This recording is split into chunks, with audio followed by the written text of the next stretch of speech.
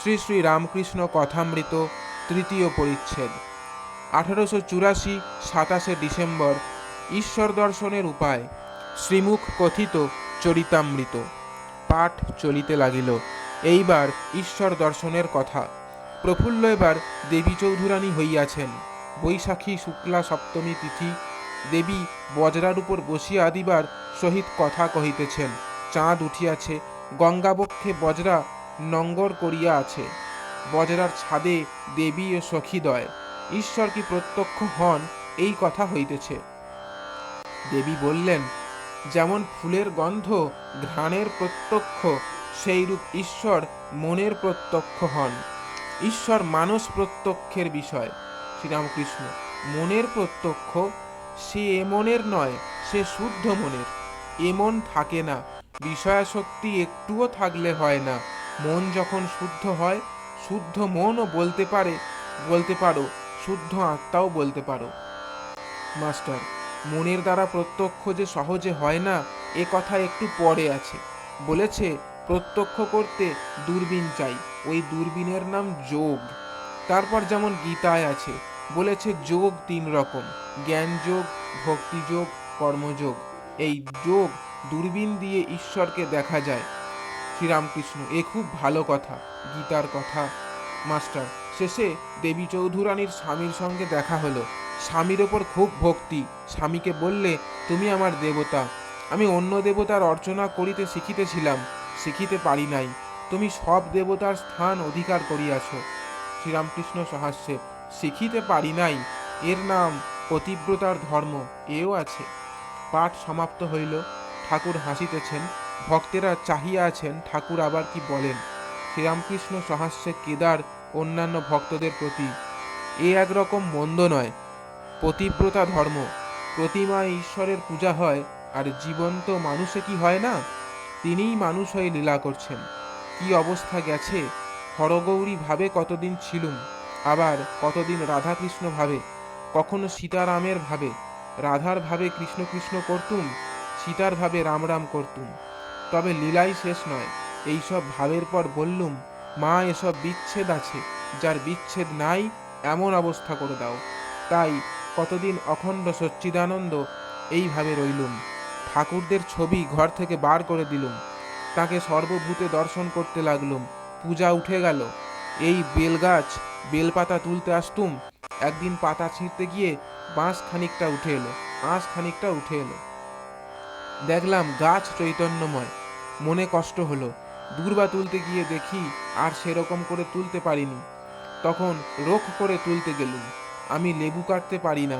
সেদিন অনেক কষ্টে জয় কালী বলে তার সম্মুখে বলির মতো করে তবে কাটতে পেরেছিলুম।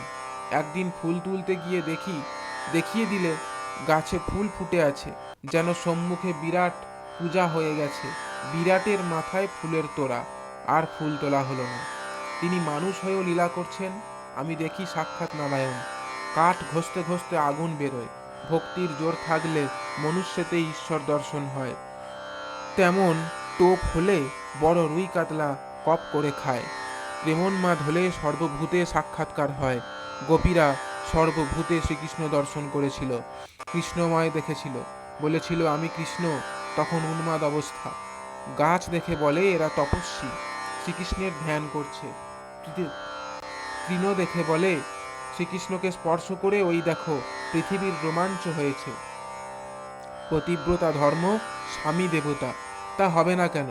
প্রতিমায় পূজা হয়, আর জীবন্ত মানুষে কি হয় না? প্রতিমায় আবির্ভাব হতে গেলে 3টি জিনিসের দরকার। প্রথম, পূজারীর ভক্তি। দ্বিতীয়, প্রতিমা সুন্দর হওয়া চাই। তৃতীয়, গৃহস্বামীর ভক্তি। বৈষ্ণবচরণ বলেছিল, শেষে নরলীলাতেই মনটি কুড়িয়ে আসে। তবে একটি কথা আছে, তাকে সাক্ষাৎকার না করলে এরূপ লীলা দর্শন হয় না। সাক্ষাৎকারের লক্ষণ কি জানো? বালক স্বভাব হয়। কেন বালক স্বভাব হয়? ঈশ্বর নিজে বালক স্বভাব কিনা, তাই যে তাকে দর্শন করে তারও বালক স্বভাব হয়ে যায়। এই দর্শন হওয়া চাই। এখন তার সাক্ষাৎকার কেমন করে হয়? তীব্র বৈরাগ্য। এমন হওয়া চাই যে বলবে, জ্ঞাকি জগৎ পিতা, আমি কি জগৎ ছাড়া? আমায় তুমি দয়া করবে না শালা? যে যাকে চিন্তা করে সে তার সত্তা পায়। শিব পূজা করে শিবের সত্তা পায়। একজন রামের ভক্ত রাত দিন হনুমানের চিন্তা করত, মনে করতো আমি হনুমান হয়েছি। শেষে তার ধ্রুব বিশ্বাস হলো যে তার একটু লেয়াজও হয়েছে। শিব অংশে জ্ঞান হয়, বিষ্ণু অংশে ভক্তি হয়। যাদের শিব অংশ তাদের জ্ঞানীর স্বভাব, যাদের বিষ্ণু অংশ তাদের ভক্তের স্বভাব। মাস্টার চৈতন্যদেব, তাঁর তো আপনি বলেছিলেন জ্ঞান ও ভক্তি দুই ছিল। শ্রীরামকৃষ্ণ বিরক্ত হইয়া, তাঁর আলাদা কথা, তিনি ঈশ্বরের অবতার, তাঁর সঙ্গে জীবের অনেক তফাৎ। তাঁর এমন বৈরাগ্য যে সার্বভৌম যখন জিহ্বায় চিনি ঢেলে দিলে তিনি হাওয়াতে ফরফর করে উড়ে গেল, ভিজল না, সর্বদাই সমাধিস্থ। কত বড় কামজয়ী, জীবের সহিত তাঁর তুলনা। সিংহ 12 বছরে একবার রমণ করে কিন্তু মাংস খায়, চড়ুই কাঁকড় খায় কিন্তু রাত দিনই রমণ করে।